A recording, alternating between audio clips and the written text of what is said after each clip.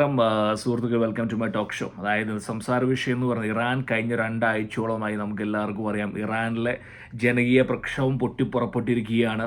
അവിടെ IRGCനെ ആക്രമിക്കുന്നു, police station ആക്രമിക്കുന്നു, പട്ടാളക്കാർ തിരിഞ്ഞോടുന്നു, 200 പേര് മരിക്കുന്നു. അങ്ങനെ ഒരുപാട് തലയും വാലുമില്ലാത്ത വിവരങ്ങൾ ഇറാനിൽ നിന്ന് പുറത്തു വരുമ്പോൾ ഇറാൻ്റെ ശ്രദ്ധ മുഴുവൻ എവിടേക്കായിരുന്നു?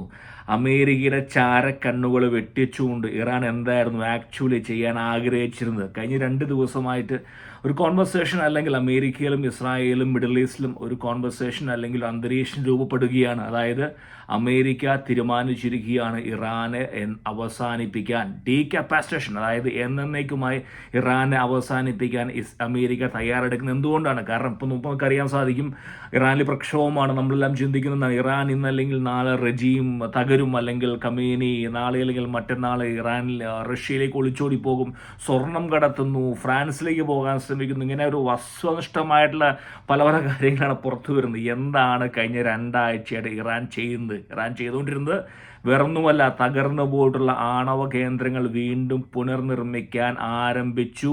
കാരണം ലോകത്തിൻ്റെ ഫുൾ ശ്രദ്ധ വാസ് ഫോക്കസ്ഡ് ഓൺ ഇറാനിലെ ഈ പ്രക്ഷോഭം. അവർ അതിനെ അഴിച്ചു വിട്ടിരിക്കുകയായിരുന്നു. ശരിക്കും പറഞ്ഞാൽ ഇറാൻ്റെ IRGCക്ക് 2 ദിവസം പോലും വേണ്ട ഇതിനെ അണ്ടർ കൺട്രോളിലാക്കാനായിട്ട്. ഇന്നും ഇറാനിൽ പിടുത്തം ഇപ്പോഴുമുണ്ട്, IRGCക്കും അതുപോലെ പട്ടാളത്തിനും ആർക്കായാലും.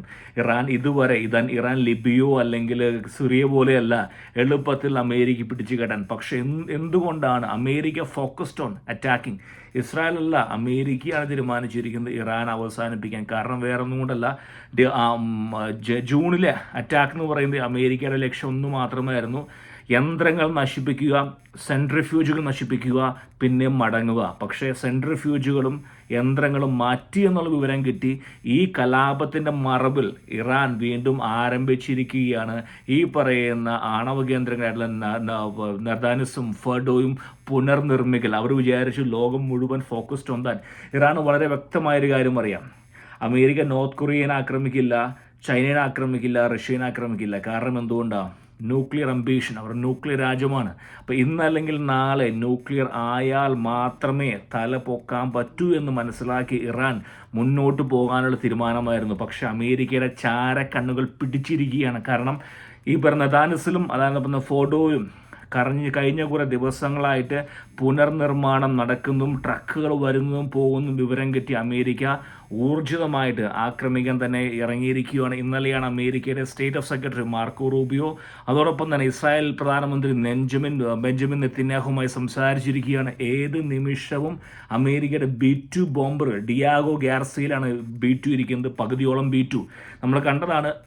B2 വരാൻ വേണ്ടി KC-134 ആവശ്യമൊന്നുമില്ല, റീഫ്യൂലിംഗ് ഒന്നും വേണ്ട, ടപ്പേന്ന് വരും. അതായത് ഇന്ത്യൻ ഓഷ്യനിരിക്കുന്ന ഡിയാഗോ ഗാർസിലിരിക്കുന്ന B2 ബോംബറുകൾ ഇന്നോ അല്ലെങ്കിൽ നാളെ ആക്രമണം നമുക്ക് പ്രതീക്ഷിക്കാം. കാരണം അമേരിക്ക ഉറപ്പിച്ചിരിക്കുകയാണ്.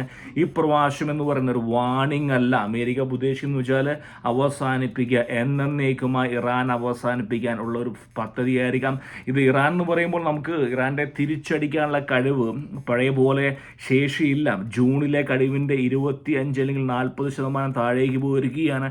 സുലൈമാനി ഉള്ള ഇറാൻ അല്ല ഇത്. ഇറാൻ മാറിയിരിക്കുകയാണ്. അപ്പോൾ ഇറാൻ അറിയാം, ഇറാൻ എന്തു വില കൊടുത്തും ജനങ്ങൾ മരിച്ചാലും കുഴപ്പമില്ല, അല്പമെങ്കിലും ഒരു വെടിവെപ്പും പ്രക്ഷോഭം ഉണ്ടായാലും കുഴപ്പമില്ല, ഈ ആണവ ഒരു രാജ്യം എന്നുള്ള അവരുടെ ഒരു ലക്ഷ്യത്തിലേക്ക് കയറാൻ തന്നെയാണ് ശ്രമം. അപ്പോൾ ഇന്നല്ലെങ്കിൽ നാളെ ശ്രമിക്കുമ്പോൾ ഒരുപക്ഷെ കാണാൻ സാധിക്കും ഖത്തർ എയർവേസും ലുഫ്താൻസും പല കമ്പനികളും വിമാനയാത്രകൾ ഒഴിവാക്കിയിരിക്കുകയാണ് എല്ലാം. അപ്പോൾ അതുകൊണ്ട് രംഗം കലുഷിതമാണ്.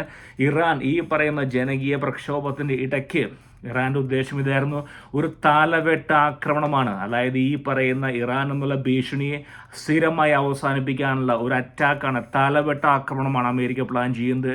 കഴിഞ്ഞ കുറേ ദിവസങ്ങളിൽ 2-3 ദിവസങ്ങളിൽ ഇതിൻ്റെ ഒരു പ്ലാനിങ് നമുക്ക് കാണാൻ സാധിക്കുന്നതായിരിക്കും സുഹൃത്തുക്കളെ.